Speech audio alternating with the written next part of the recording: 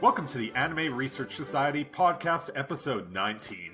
Our mission, to explore the depths of anime, the good, the bad, and the absolutely insane. We'll take a look at some of the best and worst shows of the season and give you some recommendations to lead you on your own research journey. I'm your host, Preston Doza, and joining us today are our panel of experts, Cole Watson.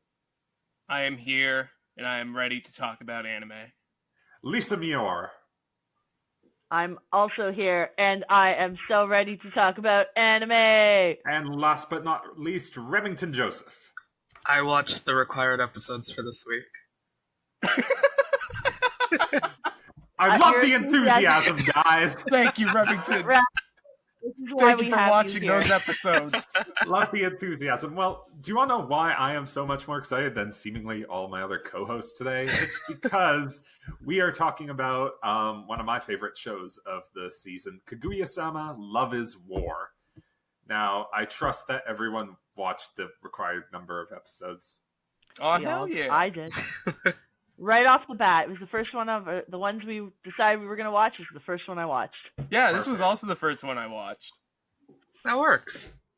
Yeah, so we watched it. It clearly wasn't around. I watched it eventually. I got around to it. Yeah. Eventually, like, what, gun to your head? I drove over to your place. I'm like, you're going to watch this romantic comedy, Remington. Yeah. I'm going to watch it and Going you're in the going to Podbean laugh. cage. It kind of ruined the tone, but, I got through it. So, Kaguya-Sama, Love is War, it's a romantic comedy about the student council at Shuchin Academy, which is this very wealthy, very fancy, over-the-top high school in Japan that caters to the best of the best, the children of the wealthiest people, the smartest students, so on and so forth. And the show follows student council president Miyuki Shirogane and vice president Kaguya Shinomiya, who to explain the premise, they both like each other. It's made abundantly clear that they want to go out with the other. However, they're both very prideful, and they refuse to confess to the other person.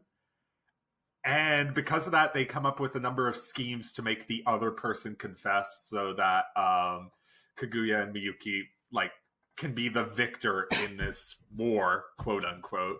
I want to ask you guys, before we get into the episode summaries, I'm caught up on the manga. I've been reading it for about a year now.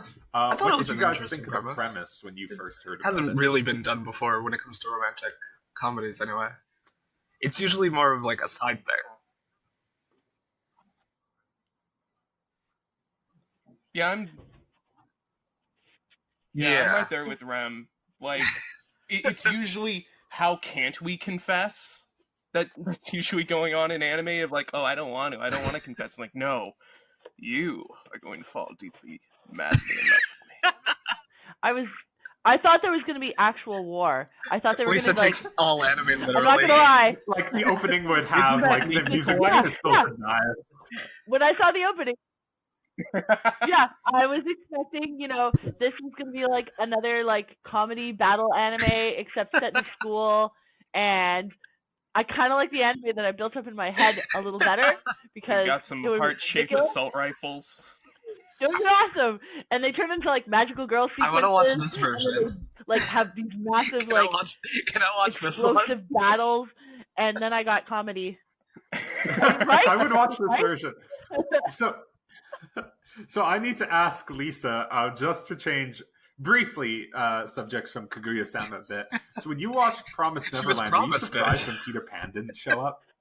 Very, actually. Oh. No, I was actually waiting for. Up until today, I've been calling it Finding Every episode Neverland. she's just waiting. Oh my Which is a God. good movie, by the way, from 2004. I was half expecting this to be very.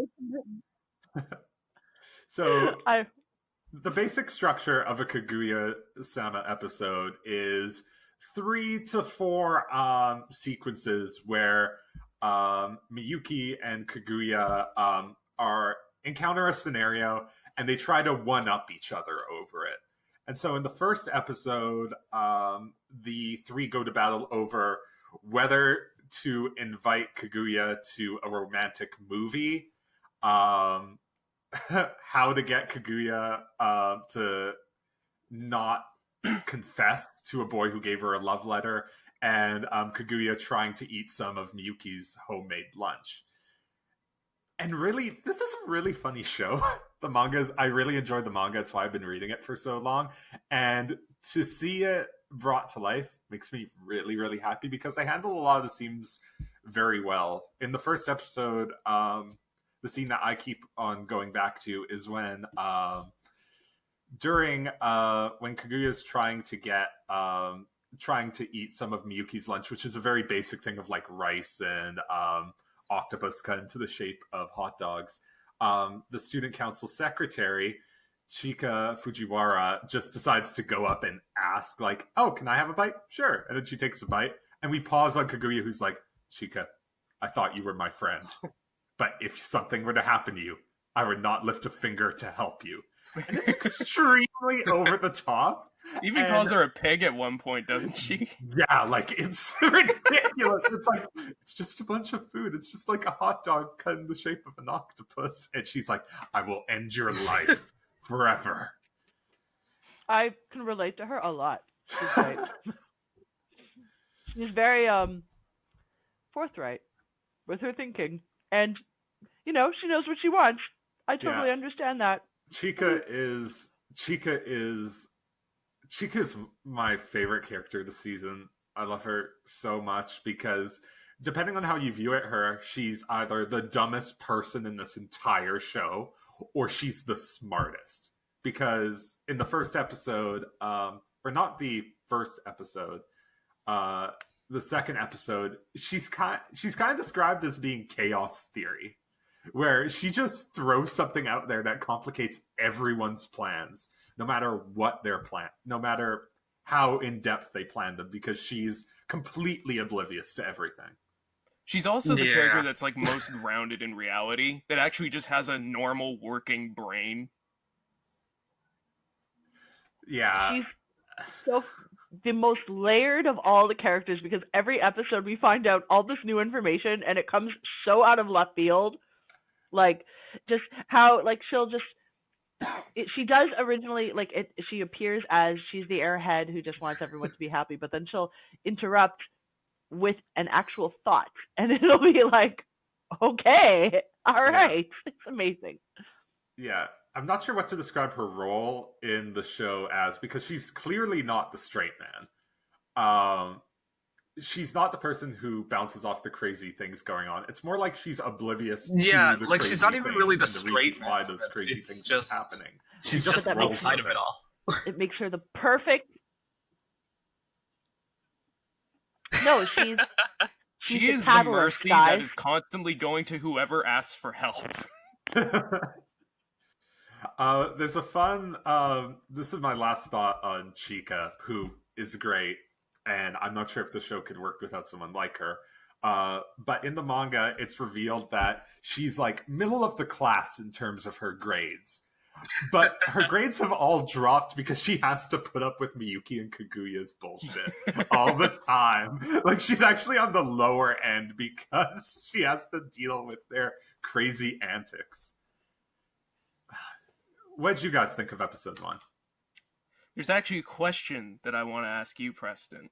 Oh, okay. Because previously, in another episode of ours, I recommended that we watch a show called Mr. Tonegawa, Middle Management Blues. Mm-hmm. And when I went through this first episode, I'm like, this is kind of like the same kind of humor for me, where it has like the interplay between the 2 or 3 characters that are in the episode. But then a big factor is also the narrator coming in to like really dramatize like all of the thoughts within their heads. And you didn't really dig Mr. Tonegawa Middle Management Blues when we looked at that. So why did Kaguya actually click for you? What made it work? There's a very simple reason for that. The characters here are great. I love the interactions between them more than I did in Mr. Tonegawa. And you mentioned the narrator. That's actually the weakest part of the show for me, truth be told. It's the one thing that I dislike the most, because in the manga, there's really no narrator. All the characters are narrating everything that they do for the most part. And it's the one thing that I'm kind of, not to say I dislike it, it's more that I'm indifferent to it, but I'm not as annoyed by it. It bothered me more in this than it did in Mr. Tonegawa. I like the characters a lot. Because to me, here. this narrator was a bit more aggressive than I remember the one in Tonegawa being, where it was just almost every line the narrator was there.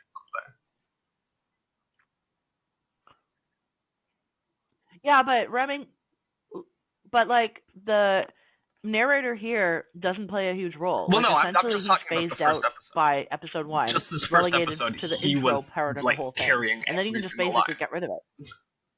Yeah. It was a little intense. That's why I didn't think I was going to like this. The extended intro at the beginning, where they describe, where the narrator describes, "Oh, look how great Kaguya is, and look how great, but not as great, Miyuki is." Like, let's be real. In that narration, they focus a lot on Kaguya, and it's like, yeah, he gets good grades. Okay, great. Miyuki gets she good is grades. rich and heir to a powerful empire. He gets good grades. He gets good grades. Yeah, that's about it. Good boy. Well, yeah, his family is poor. Like, his family's relatively poor in comparison, and he's really only in the school because he gets good grades. No, not really. It was. Anyone have any last thoughts on? It's very different to me than most romantic comedies that I watch, because I think a lot of them focus more on an ongoing plot, while this one's just situational. So it's different from what I'm used to when it comes to romantic comedy. But no, it's still enjoyable. Yeah, I liked it.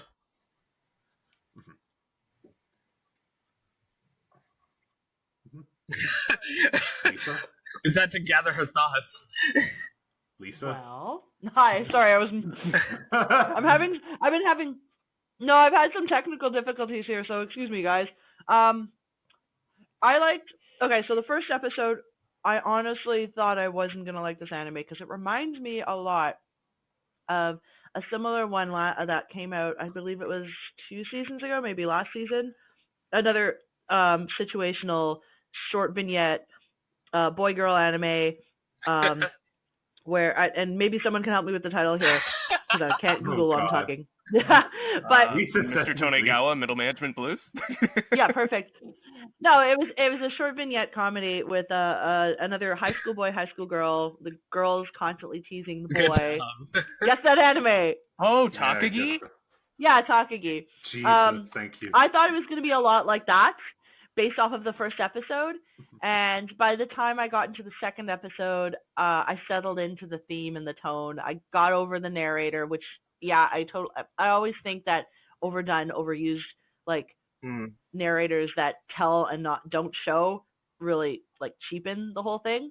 But, yeah, the first episode, it didn't sell me. Definitely didn't sell me. Okay. Well, I hope the second episode sold you, because in this episode, the scenarios we encounter are Miyuki trying to get Kaguya's line ID for the new smartphone he purchased, Chika wanting to go on the summer trip for the student council, and Miyuki and Kaguya debating, do we go to the mountains, do we go to the sea? And then the final vignette is a classmate asks Miyuki for love advice, except Miyuki knows nothing about it but tries to fake it anyway because Kaguya is, like, observing. I really like this episode because it starts to get a little bit crazy in terms of the scenarios that they're involved in, because in the first bit, when Miyuki's trying to get Kaguya's line ID number, it's revealed that Kaguya hired took some of the employees of her family, like her personal assistant, a chef, and someone else, to just, like, instill in him and hang out on the streets being like, oh yeah, I got a new smartphone. Oh yeah, we got smartphones for cheap. And it was all to get him to buy a smartphone so she could talk to him. It's obscene, and it's incredibly stupid. But it was awesome, and I love it. I love the strategy in this whole thing. Like, Just the scheming and how precisely she calculates her moves, and it's just amazing. My favorite play in that episode is actually Shirogane's, where he brings up a baby picture and like, oh look, Chika, look at how cute I used to look. Wouldn't it be great if Kaguya also got this?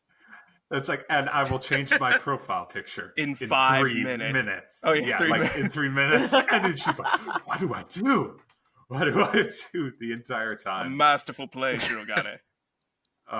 Kaguya having access to basically unlimited resources is something I very much enjoy about But it's clear she has lived such a sheltered life. She's so naive. And Miyuki, to an extent, is like very naive, such as when we see the boy ask, like his classmate asking for love advice, and he's just like winging it the entire time.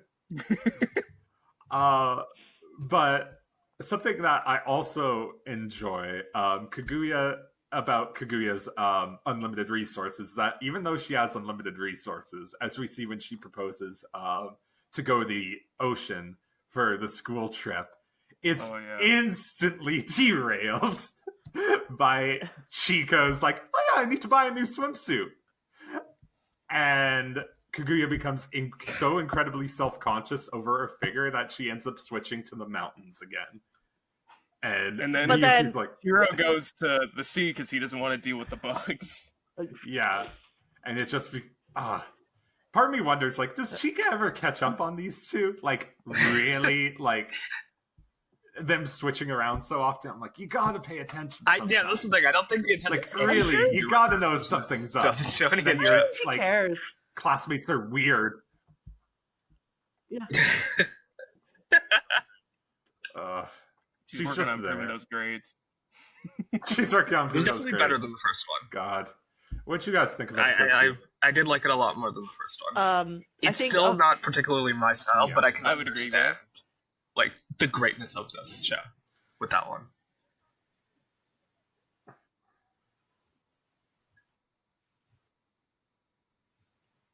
Mm-hmm. Cole, any other thoughts? The first part of the episode was definitely my favorite of just the line one. Seeing Shirogane go through also just his love advice was also a lot of fun. I think it works better as just a 2-story show than a 3 with the first episode, where you have the time to expand and you have the time to actually go into their heads properly and they can actually explain their own thoughts. I think works a lot better than constantly bringing in the narrator. But the show still backs like all of that up with like pretty impressive visuals as well. I didn't think that like any part of the show looked like cheaply made or. Well, no, I figured it was going to look good just from the intro alone. Mm-hmm. I think the intro is so well done. Well. Like, especially just with the way that they show it, like, displayed as a war, it looks so interesting. Like, that's one of the best romantic comedy intros I think I've seen in a while. Yeah, because it's so much more creative than it could have been with just displaying them all in school. Because that's usually what they would have gone for.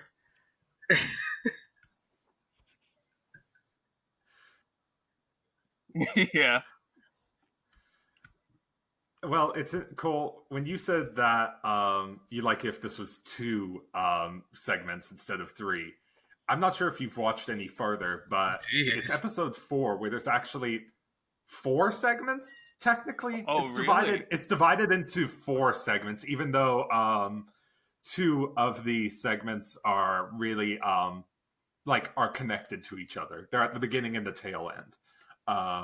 But yeah, it typically does 3 segments an episode so far, including episode 3, where the situations this time are Chika and Miyuki read a women's magazine article about teens, quote, doing it, and Kaguya really doesn't know what that means, to put it mildly. No, she knows what first time means, Preston.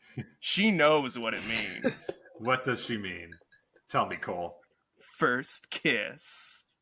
That was the vignette that sold me on the show, just because it was Like, the other ones were kind of like, okay, it's just they're presenting basic ideas in kind of ridiculous ways of doing it, but they actually created a little bit more depth with her character and just how innocent she actually is, and didn't bother with the narration of the whole thing, because they actually showed and didn't tell this time, and it was beautiful. And just the reaction that Miyuki was giving when he was just like, your brother? What kind of monster are you? And she was saying, oh yeah, my first time was with my little nephew, and he was really cute. Out of all the segments in this episode, the other two segments being Kaguya challenging Miyuki to a game of 20 questions, and then Kaguya walking to school and is sidetracked by an elementary school student. The first vignette is amazing. It's just such a simple premise, and they take it for the full length of this one joke. It was glorious. I loved it. I mean, not to say that the other two weren't any good, because I think these ones were the ones that they were so much more simple. Like, the other ones were pretty simple, but these ones were just like one tiny thing. I'm walking to school today. Like, and the fact that they were able to take that and just create this whole, I'm gonna time myself so I can meet him on the bridge, and then he'll have, offer it to me, and then she gets sidetracked, and then she's kind of like, well, I guess that was it for my last one day walking to school. I don't get another chance, and then he meets for her. me, I think it was also that it's by more that point I was more used the to two those of them at characters. this point, and it's really cute. Like, I had gotten to know Kaguya exactly, like, how she thinks. Yeah, the dynamic was a lot more, like, rather than the narrator just telling me what they were like. You got to know the dynamic. Knew it, so I went in going with that idea. And yeah, I don't know. It gets better, I think, as it goes along. Just because those characters are really likable. Yeah.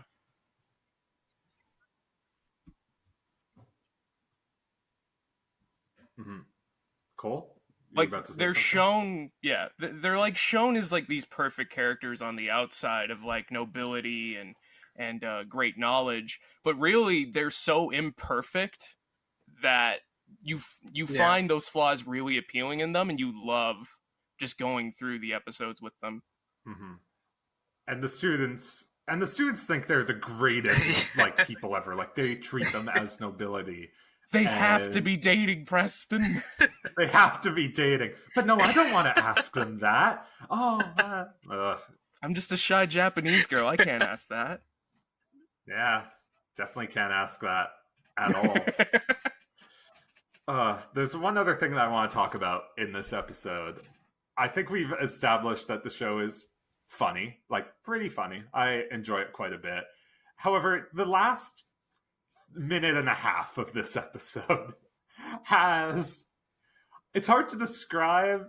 It's like a budget bomb, where it seems that they took half their budget to animate a 1 minute and a half ending sequence that is ridiculous, to put it mildly. Like, the ending sequence is Chika dancing and singing in the student council room.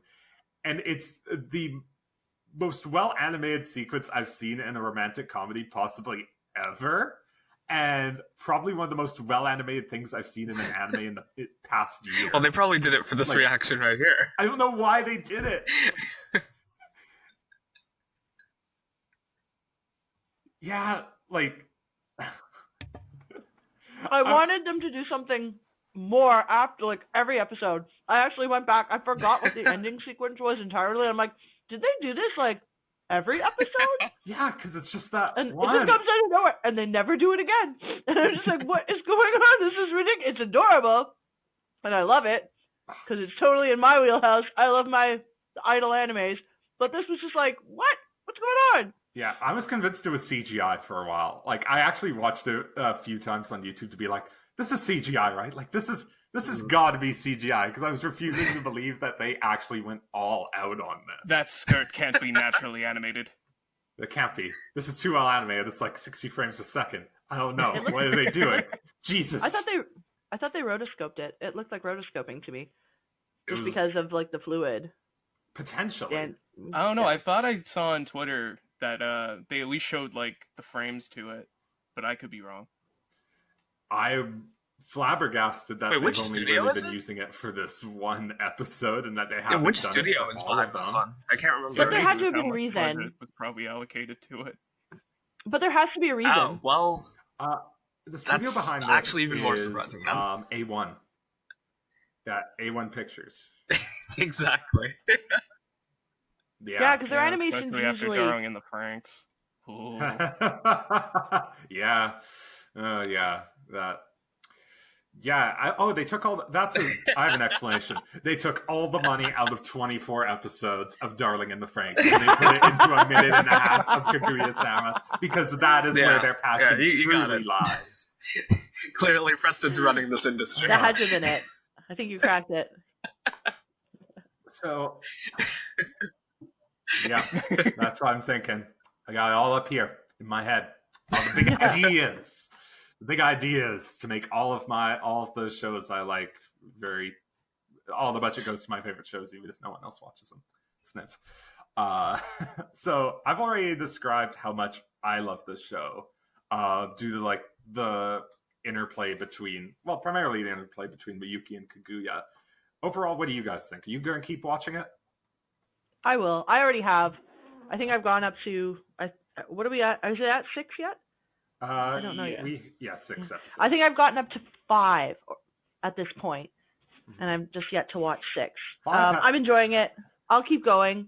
It's I like that every little scene is, it takes something so simple and then just the plans and the strategy that they interplay between the two of them is just, it makes me so happy, because that's really what dating is, isn't it? It's great. Wow. No, that's what dating This is. is a very personal And take. if you're not doing that, you're doing it wrong. You heard it straight from Lisa.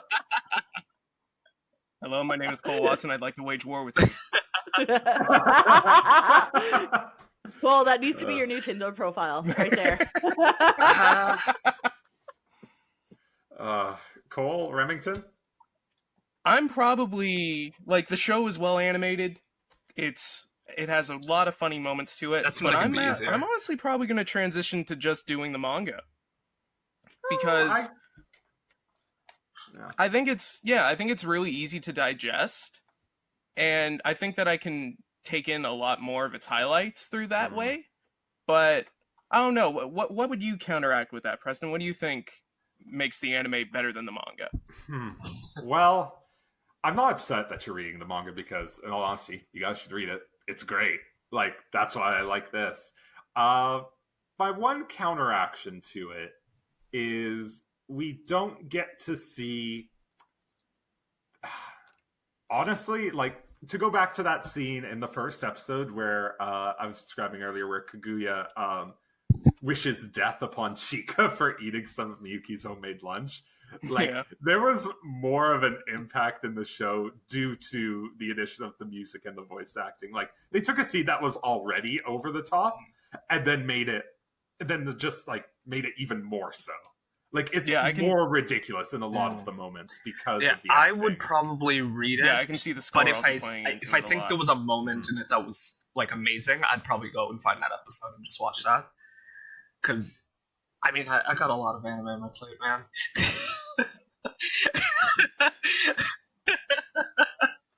Yeah. We all. A lot of tokusatsu, a lot of anime. The only thing that I wish was for Cole and Remington, especially in the first 3 episodes, in the latest episode 6, we're introduced to the student council treasurer, Yu Ishigami, who is an underclassman to the other main characters and has an emo haircut and is like a hardcore otaku.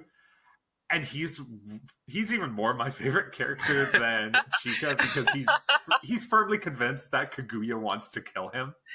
And he repeatedly...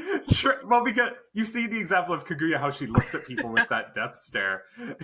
And Yu is just like, everyone hates... Like, she wants to murder me. I need to leave. Now, get me out of here, please.